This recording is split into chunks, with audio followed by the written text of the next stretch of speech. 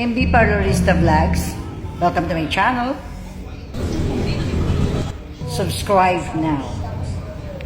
Hello, good day everyone mga ka-beauty. Andito na naman po si MB Parlorista Vlogs at may share ko sa inyo ang rebonding ko for today. For today's video ay magre-rebond po tayo ng ating client.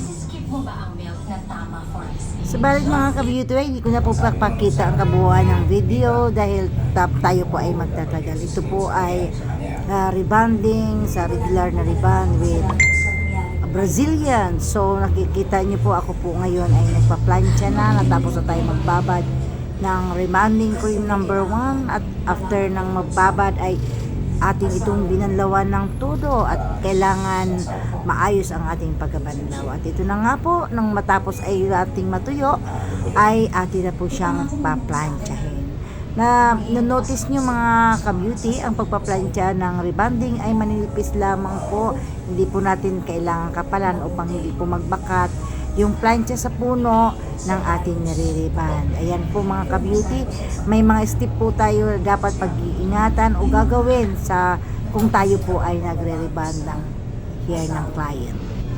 At mga ka-beauty, para hindi po kayo mainip, ay atin na po ipapass forward ito mga ka-beauty para inyo po matunghayan kung paano o ano ang magiging resulta ng rebonding natin for today. Sa video na to, kung di pa kayo nag-subscribe ng aking YouTube channel MB Parlorista Vlog, ay inyo na po i-subscribe now na. Ayan na siya mga ka-beauty, malapit na tayo matapos sa ating pagpa-plancha ng ating rebonding for today. Nakikita nyo naman po, napaka-bouncy na po ng kanyang hair.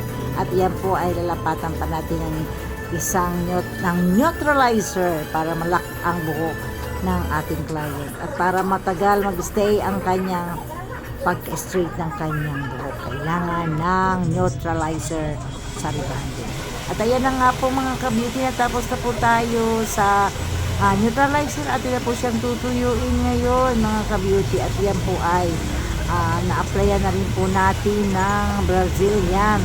At mamaya-maya po lamang ay makikita nyo ang magiging resulta nitong ating rebonding for today. At ayan na mga ka-beauty, matatapos ng ating pag-blower. And then pagkatapos ng blower, after ng blower or blow dry, ay atin na siyang ipa-plancha again. Pero ang plancha dito, manunotice nyo ay medyo makapal na siya mga ka-beauty. Ito po ay Brazilian blow dry na po na ating ginagawa sa ngayon. At ayan, pag natapos ito mga ka-beauty, tapos na rin po yung ating rebonding for today. Siya nga po pala mga ka-beauty, kaya inalok ko siya ng Brazilian blow dry kasi galing po siya magkulay ng blackening. Kaya medyo may kahirapan at talagang kahit regular na rebond ay nilapatan pa rin po natin siya kanina ng treatment na super flakes sa kanyang rebonding cream number 1. Kaya nagustuhan ng ating client yung resulta ng kanyang rebonding.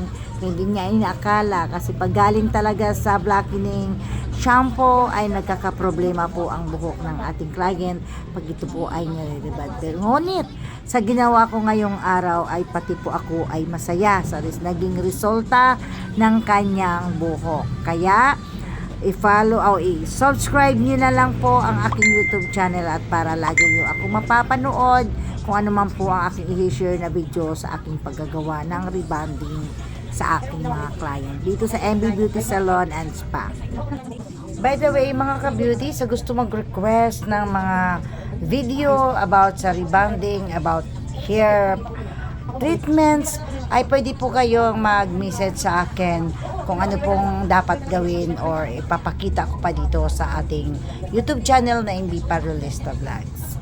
Kaya huwag kayong magsawa guys, manood at panuorin pa yung mga darating pang video ng MB Parlorista Vlogs.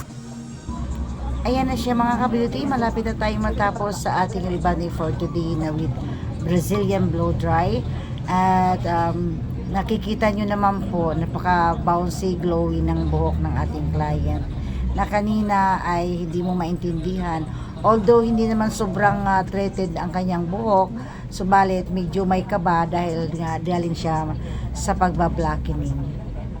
At kanina guys, nung bago ko siyang rebond ay nung hinawakan ko ay may mga putol-putol po ang buhok niya, guys, dahil po iba po talaga ang nagiging texture ng hair natin pag ito po ay ginamitan po natin ng blackening shampoo. At sa mga malalapit lamang po sa aming location dito sa Batasan Road, number 2 Batasan Road, San Mateo Rizal po ang aming MB Beauty Salon and Spa. Pwede nyo ako ma-reach at kung gusto nyo magpa-schedule ay pwede rin naman. Again, sa gustong mag-request ng mga video sa mga about sa buhok, ay pwede nyo po akong pwede kayo mag-comment down kung ano po yung dapat nyo makita pa. At gagawin natin, guys, para sa kaalaman na rin ng iba kung paano ito ginawa, ay atin pong i-video ng step by step. Kaya mag-comment down para sa inyong mga susunod na kaalaman. Hanggang dito na lamang po, guys. Maraming salamat sa panonood at patuloy po kayo manood at i-subscribe ang YouTube channel ni MB Parlorista Vlogs. Bye-bye for now. God bless us all. Thank you.